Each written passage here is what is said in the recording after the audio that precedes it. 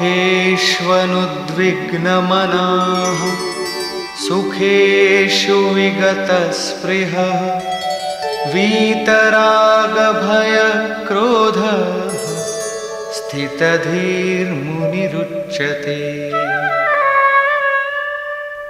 दैहिक, दैविक तथा भौतिक दुखों में जिसका मन उद्विग्न नहीं होता, सुखों की प्राप्ति में जिसकी स्पृहा दूर हो गई है तथा जिसके राग, भय और क्रोध नष्ट हो गए हैं, मननशीलता की चरम सीमा पर पहुंचा हुआ मुनि स्थित प्रज्ञ कहा जाता है। उसके अन्य लक्षण बताते हैं।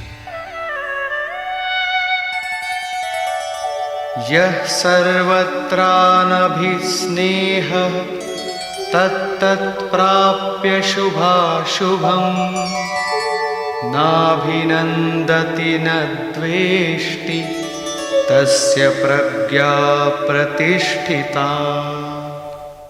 जो पुरुष सर्वत्र स्नेह रहित हुआ, शुभ अथवा अशुभ को प्राप्त होकर न तो प्रसन्न होता है और न द्वेष करता है, उसकी बुद्धि स्थिर है। शुभ वो है जो परमात्म स्वरूप में लगाता है, अशुभ वो है जो प्रकृति की ओर ले जाने वाला होता है। किंतु स्थित प्रज्ञ पुरुष अनुकूल परिस्थितियों से न प्रसन्न होता है और न प्रतिकूल परिस्थितियों से द्वेष करता है, क्योंकि प्राप्त होने योग्य वस्तु न उससे भिन्न है और न पतित करने वाले विकार ही उसके लिए है। अर्थात अब साधन से उसका अपना कोई प्रयोजन नहीं रहा। ऐसा व्यक्ति स्थित प्रज्ञ कहा जाता है। यदा संहरते चायं कूर्मोऽङ्गानीव सर्वशः इन्द्रियाणीन्द्रियार्थेभ्यः तस्य प्रज्ञा प्रतिष्ठिता। जिस प्रकार कछुआ अपने अंगों को समेट लेता है, ठीक वैसे ही ये पुरुष जब सब ओर से अपने अंगों को समेट लेता है, तब उसकी बुद्धि स्थिर होती है। खतरे को देखते ही कछुआ जिस प्रकार अपने सिर और पैर समेट लेता है, ठीक इसी प्रकार जो पुरुष विषयों में विचरती हुई इंद्रियों को सब ओर से समेटकर हृदय देश में निरोध कर लेता है, उस काल में उस पुरुष की बुद्धि स्थिर होती है। किंतु ये तो एक दृष्टांत मात्र है। खतरे का एहसास मिटते ही कछुआ तो अपने अंगों को पुनः फैला देता है। क्या इसी प्रकार स्थित प्रज्ञ महापुरुष भी विषयों में रस लेने लगता है? इस पर कहते हैं, विषया विनिवर्तन्ते निराहारस्य देहिनः रसवर्जं रसोऽप्यस्य परं दृष्ट्वा निवर्तते। इंद्रियों द्वारा विषयों को न ग्रहण करने वाले पुरुषों के विषय तो निवृत्त हो जाते हैं, क्योंकि वे ग्रहण ही नहीं करते, किंतु उनका राग नहीं निवृत्त होता, आसक्ति लगी रहती है। संपूर्ण इंद्रियों को विषयों से समेटने वाले निष्काम कर्मी का राग भी परम दृष्टवा, परम तत्व परमात्मा का साक्षात्कार करके निवृत्त हो जाता है।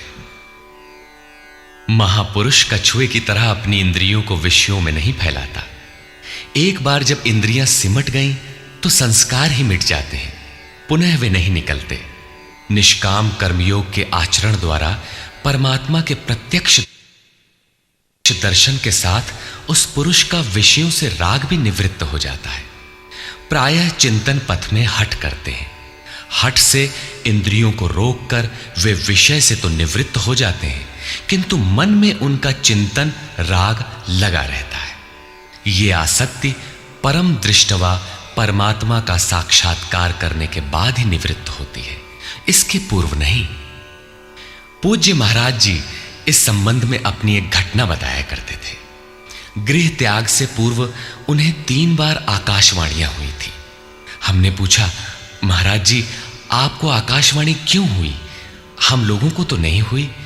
तब इस पर महाराज जी कहे, हो ई शंका मोहू के भई रही, अर्थात ये संदेह मुझे भी हुआ था। तब अनुभव में आया कि मैं 7 जन्म से लगातार साधु हूं। 4 जन्म तो केवल साधुओं सा वेश बनाए, तिलक लगाए, कहीं विभूति पोते, कहीं कमंडलू लिए विचरण कर रहा हूं। योग क्रिया की जानकारी नहीं थी, लेकिन पिछले 3 जन्म से बढ़िया साधु हूं, जैसा होना चाहिए। मुझ में योग क्रिया जागृत थी। पिछले जन्म में पार लग चला था, निवृत्ति हो चली थी, किंतु 2 इच्छाएं रह गई थी, एक तो स्त्री और दूसरी गांजा। अंतर मन में इच्छाएं थीं, किंतु बाहर से हमने शरीर को दृढ़ रखा। मन में वासना लगी थी, इसलिए जन्म लेना पड़ा। जन्म लेते ही भगवान ने थोड़े ही समय में सब दिखा सुनाकर निवृत्ति दिला दी। 2-3 चटकना दिया और साधु बना दिया। ठीक यही बात श्री कृष्ण कहते हैं कि इंद्रियों द्वारा विषयों को न ग्रहण करने वाले पुरुष के भी विषय तो निवृत्त हो जाते हैं, किंतु साधना द्वारा परम पुरुष परमात्मा का साक्षात्कार कर लेने पर वो विषयों के राग से भी निवृत्त हो जाता है। अतः जब तक साक्षात्कार न हो, कर्म करना है। इंद्रियों को विषयों से समेटना कठिन है। इस पर प्रकाश डालते हैं।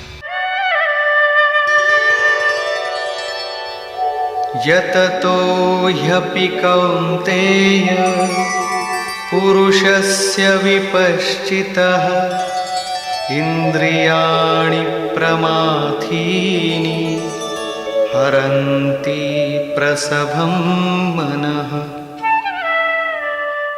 कौन्तेय, प्रयत्न करने वाले मेधावी पुरुष की प्रमथनशील इंद्रियां उसके मन को बलात् हर लेती हैं, विचलित कर देती हैं। इसलिए तानि सर्वाणि संयम्य युक्त आसीत मत्परः वशे हि यस्येन्द्रियाणि तस्य प्रज्ञा प्रतिष्ठिता। उन संपूर्ण इंद्रियों को संयत करके योग से युक्त और समर्पण के साथ मेरे आश्रित हो, क्योंकि जिस पुरुष की इंद्रियां वश में होती हैं उसी की बुद्धि स्थिर होती है। यहां योगेश्वर श्री कृष्ण साधन के निषेधात्मक अवयवों के साथ उसके विधेयात्मक पहलू पर जोर देते हैं। केवल संयम और निषेध से इंद्रियां वश में नहीं होती। समर्पण के साथ इष्ट चिंतन अनिवार्य है। इष्ट चिंतन के अभाव में विषय चिंतन होगा, जिसके कुपरिणाम श्री कृष्ण के ही शब्दों में देखें।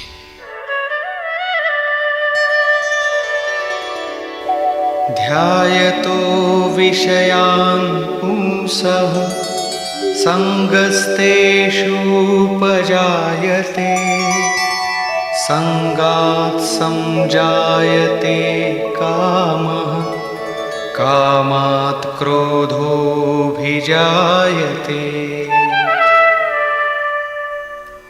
विषयों का चिंतन करने वाले पुरुष की उन विषयों में आसक्ति हो जाती है। आसक्ति से कामना उत्पन्न होती है। कामना पूर्ति में व्यवधान आने से क्रोध उत्पन्न होता है। क्रोध किसे जन्म देता है? क्रोधाद् भवति सम्मोहः सम्मोहात् स्मृतिविभ्रमः स्मृतिभ्रंशात् बुद्धिनाशो बुद्धिनाशात् प्रणश्यति। क्रोध से विशेष मूढ़ता अर्थात अविवेक उत्पन्न होता है। नित्य अनित्य वस्तु का विचार नहीं रह जाता। अविवेक से स्मरण शक्ति भ्रमित हो जाती है, जैसा अर्जुन को हुआ था।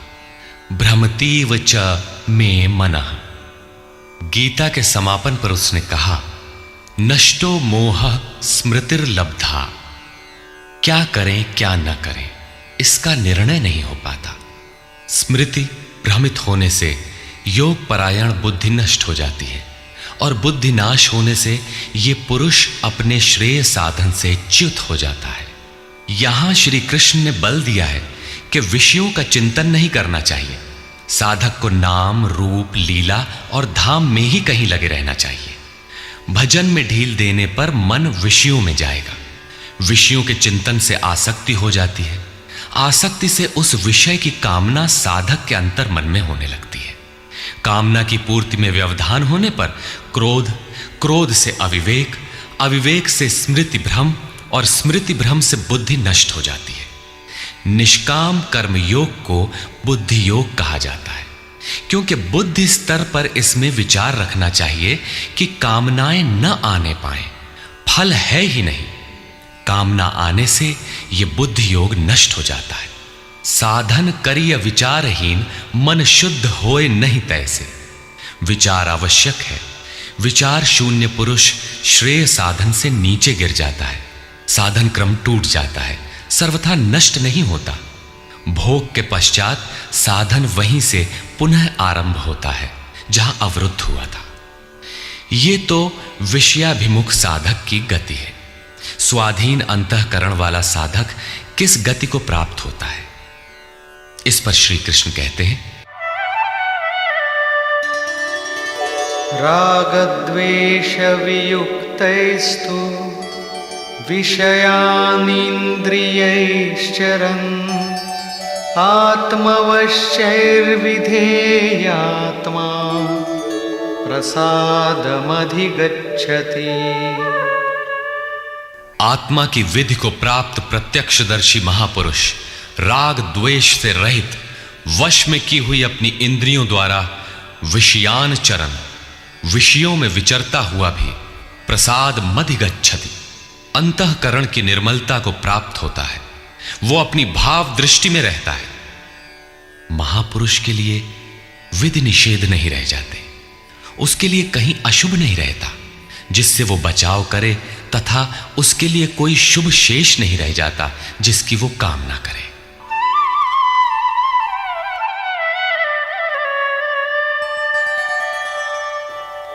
प्रसादे सर्वदुःखानां हानिरस्योपजायते प्रसन्नचेतसो याशु बुद्धिः पर्यवतिष्ठते। भगवान के पूर्ण कृपा प्रसाद भगवत्ता से संयुक्त होने पर इसके संपूर्ण दुखों का अभाव हो जाता है। दुखालयम अशाश्वतम, संसार का अभाव हो जाता है और उस प्रसन्न चित्त वाले पुरुष की बुद्धि शीघ्र ही अच्छी प्रकार स्थिर हो जाती है। किंतु जो योग युक्त नहीं है उनकी दशा पर प्रकाश डालते हैं। नास्ति बुद्धिरयुक्तस्य न चायुक्तस्य भावना न चाभावयतः शान्तिः अशान्तस्य कुतः सुखम्। योग साधन रहित पुरुष के अंतःकरण में निष्काम कर्मयुक्त बुद्धि नहीं होती। उस अयुक्त के अंतःकरण में भाव भी नहीं होता। भावना रहित पुरुष को शांति कहां और अशांत पुरुष को सुख कहां? योग क्रिया करने से कुछ दिखाई पड़ने पर ही भाव बनता है। जाने बिनु ना होई प्रतीति, भावना बिना शांति नहीं मिलती और शांति रहित पुरुष को सुख अर्थात शाश्वत सनातन की प्राप्ति नहीं होती।